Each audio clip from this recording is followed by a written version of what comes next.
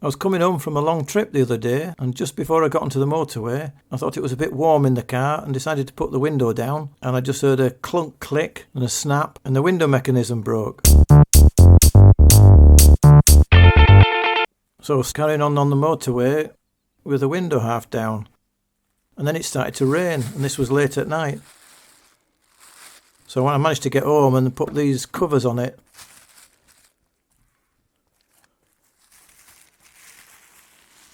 So here's the window, stuck halfway down, and it won't seem to move. I'll just put the ignition on.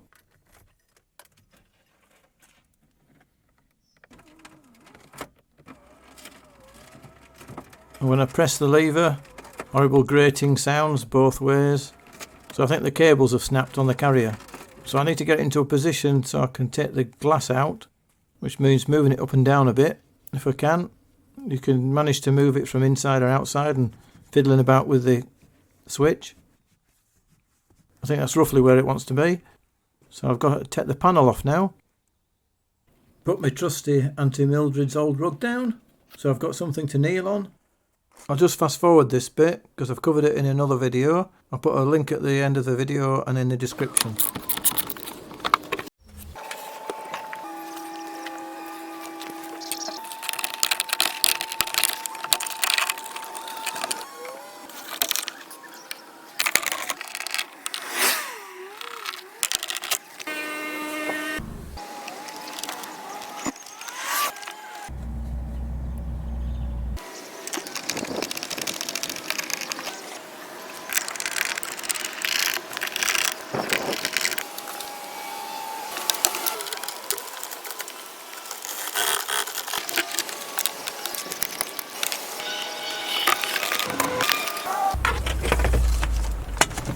Right, now the door card's off. You can see the inner metal carrier with all its attachments. Some of them we'll have to disconnect. The carrier will be held on with either bolts like mine or rivets. If you've got rivets, you'll have to drill them out, which are a bit of a pain in the backside.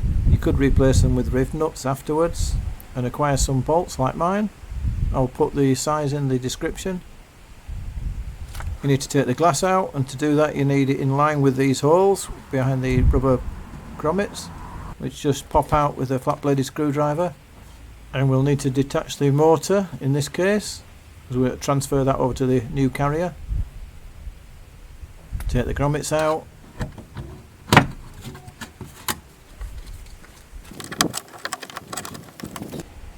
Don't lose them. Locate the bolts in the holes and loosen them off, just to be able to slide the glass out. Once the glass is loose, you can either pull it up to the top and tape it up, or take it out completely, which is what I'm going to do. Obviously, carefully does it if you're going to do this. I usually get Bob to do it, who's specially ninja trained. Gently does it. Put that safely to one side. Detach the rubber bellows at the door and the A-pillar. Being careful not to break the bracket. You might need a little screwdriver to help you, or a plastic trim tool.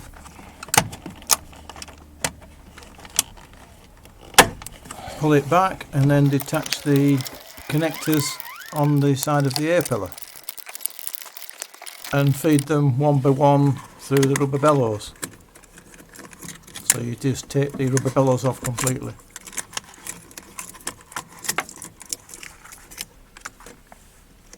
Like so. Detach the wing mirror connections.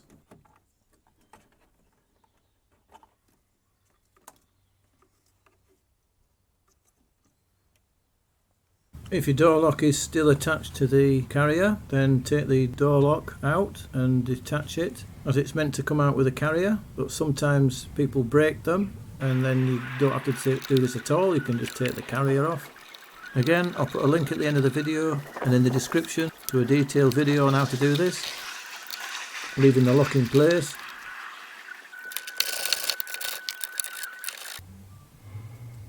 If you know that the bracket between the door lock and the carrier has been broken, maybe you took it off before, then it's possible to take the carrier off without the lock, but it's a bit tricky. You've got to push both these rubber bellows through the carrier because they're going to be taken out when you lift the carrier off. Of course, these will remain if you're doing it the correct way with the lock detached, but I'll have a go at doing this to show you that it can be done. It's the door indicator stick that gets in the way when taking the carrier off and when you're putting it back on again. So we just got to loosen all the bolts and take them out.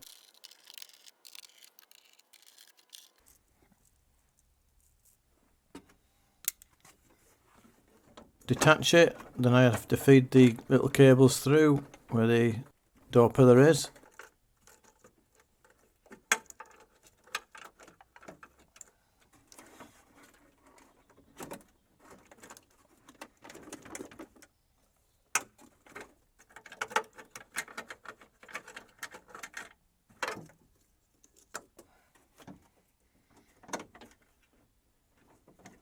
And then feed this release cable through.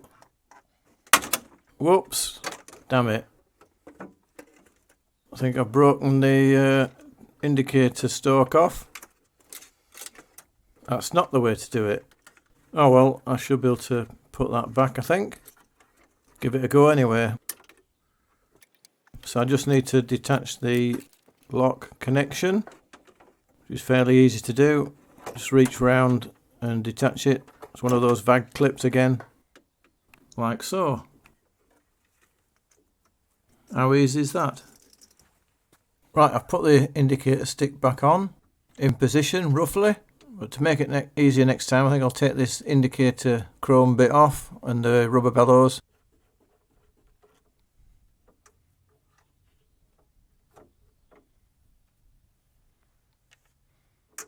So you can feel it goes up and down on the mechanism. Here's the old carrier. Notice the broken plastic lock bracket and my broken carrier bracket thing that I did a temporary repair on years ago. It obviously wasn't good enough and seemed to have broken. And here's the cables broken as well. So I don't know whether it's the bracket or the cable broke first or both. I'm surprised it's lasted so long. Anyway, these carriers complete don't cost that much money at all, so you might as well just buy the whole thing. You can get just a new cable set, but you might as well just exchange the carrier. But in my case I need the whole carrier anyway. Well, I already knew that. So we've got the motor bracket to take off and the wiring loom in various parts.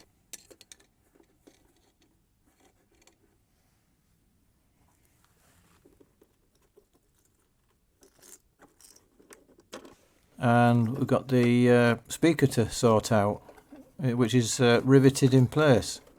So I'll have to drill those out.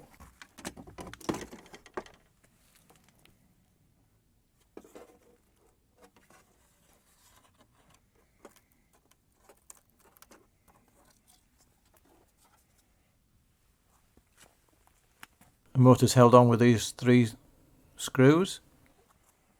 The wiring loom's held on with these little plastic connector pegs, which you just nip together and push through. You might be able to manage with your thumb and forefinger. Failing that, a little pair of pointy nosed pliers.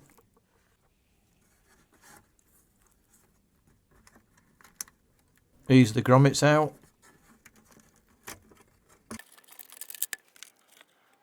Detach the speaker.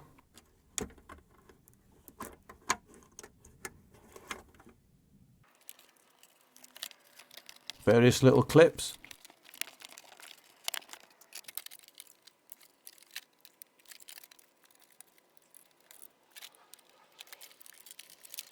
Take the motor off. Just undo these 3 screws and it'll lift off.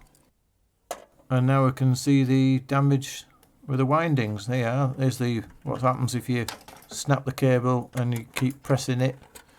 It just gets wound up inside here.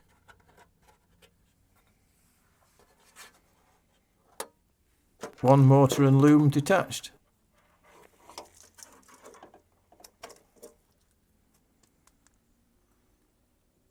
onto the new one. Just got to be careful with the drive bracket. Needs to be held in place until it's engaged with the motor. Push that through and hold it in place until I get the motor, and then put the motor on till it engages. Now I just put the screws in and tighten it up.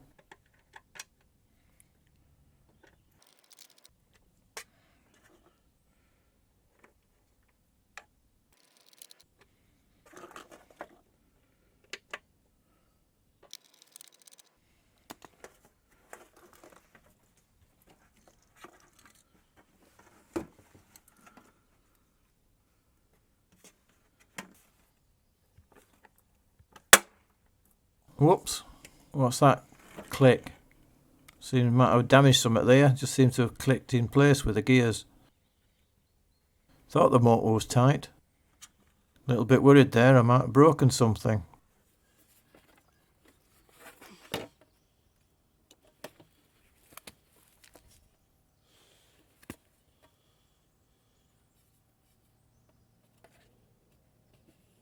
Anyway, I think it's alright. Seems alright to me. Finish off putting the loom back on and the grommets, etc.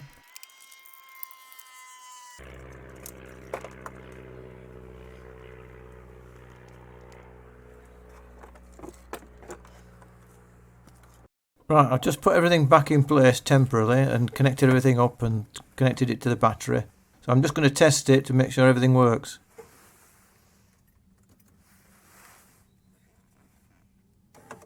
Yep, it does. Perfect. All working as it should. Right, just reset the window bracket bolts in the right place. Then detach it again and put it back on. But before I do that, I've got to do the speaker. I'm just going to grind these rivets off at the back. Can't find my grinder, so I'm going to use my oscillating tool.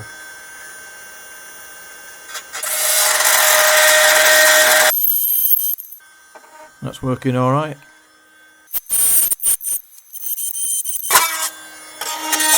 Just this last one to do. Oops, it's getting a bit hot this. Better have a look. Seems to be melting it.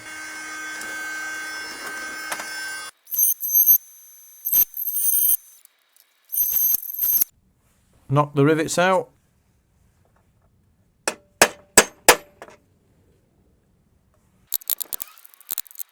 Just this last melted one. As you can see, it's melted around the plastic. Damn it.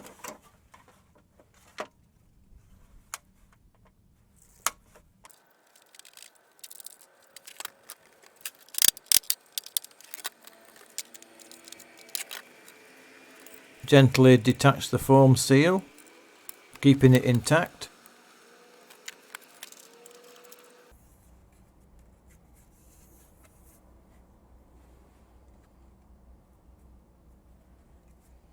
Here's this slightly melted one. Hopefully I can redo that. I think it should be alright. Might have to put a washer on that one.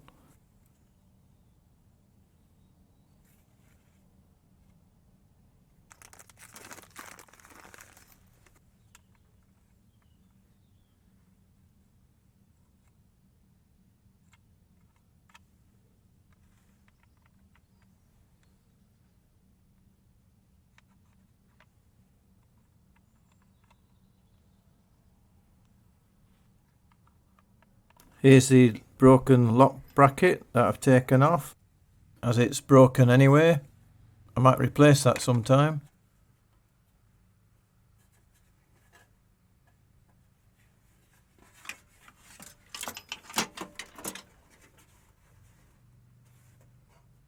It's held in place with these little plastic rivets.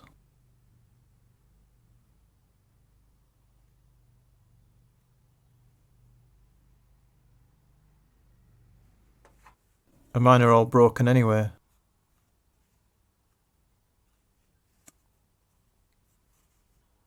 Here's the part number for that. Don't need the old log carrier. I'll let Bob sort that one out.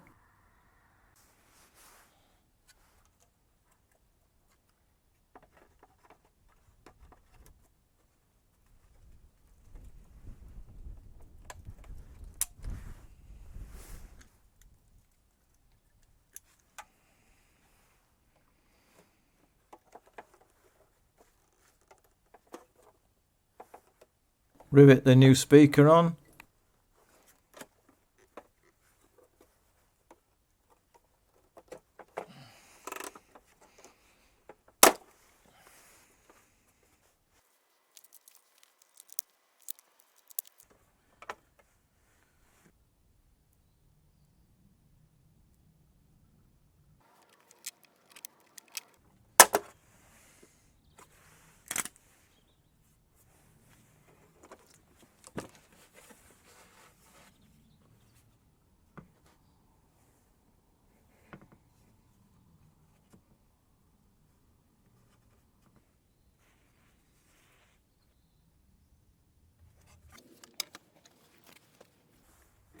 Right, plug it back in and attempt to get the indicator stick in. But as I'd broken it earlier, it was proving to be difficult. And then with all my messing around, I broke it again. Here's a little bracket. It's a plastic, soft plastic bracket, and the indicator is a funny angle and doesn't like being moved around a bit. So I had an idea. I was going to heat the metal up and put another hole in it, melt a hole in it, lower down.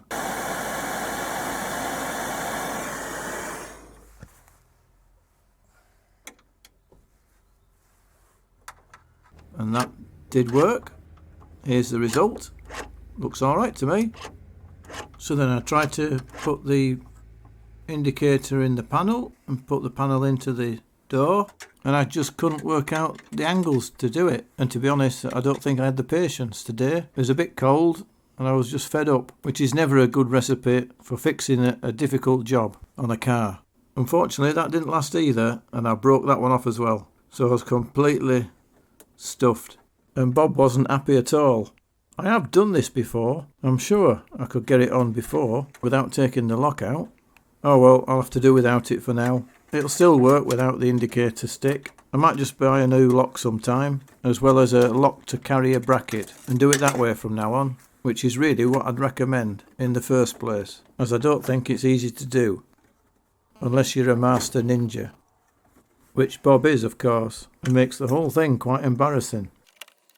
Replace all the bolts, tighten to the correct torque, refit all the electrical connections to the wing mirror and the electrical connections on the A-pillar by the rubber bellows, which is a bit of a fiddly job and takes quite a while to do.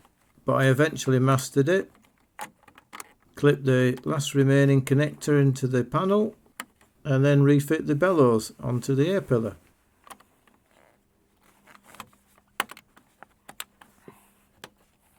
Nicely done.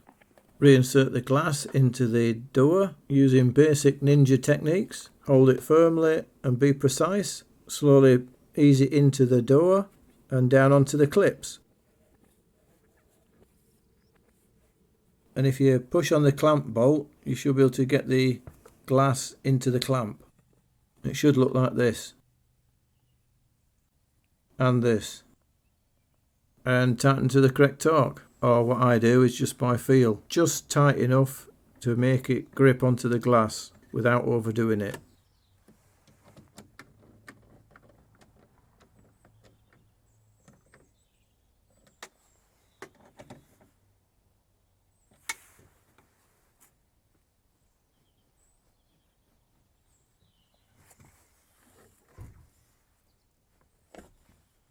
Now just the door card. And of course I've broken a couple of clips, so here's some new ones. These are the better quality ones, which I'd recommend. I'll try and find them again and put a link in the description. They just slot into these carriers here, if I can do it right.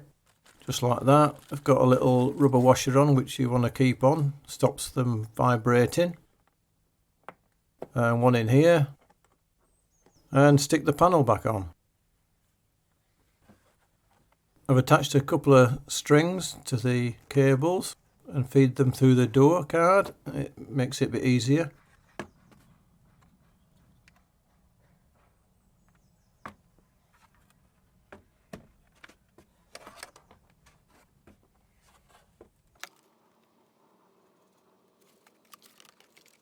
Attach the door catch, of course, and put it into the ferrule. Once all that's on, you can just hook it onto the top of the door. Push it down gently and it should flop into place.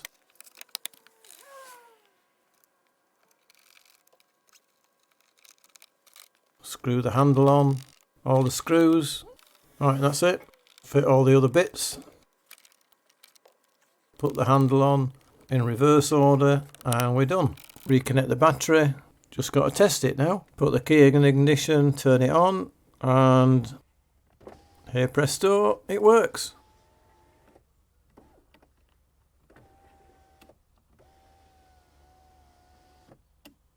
Just use the reset technique.